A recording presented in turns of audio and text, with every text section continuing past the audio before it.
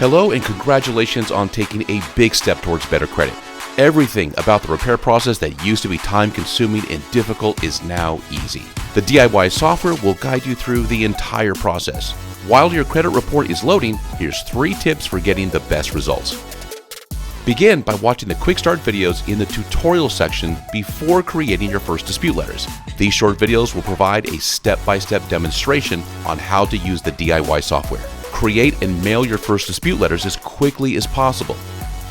The dispute plan on your dashboard will show you what tasks need to be done and when they need to be done by.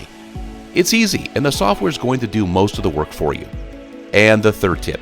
A successful dispute strategy almost always requires more than one round of disputes. Every 40 days, the DIY software will automatically connect to your credit report provider to show you what was repaired or deleted. For the accounts that were not repaired or deleted, the software analyzes your credit report again, then changes strategies for a second, third, and sometimes even a fourth and fifth dispute might be needed.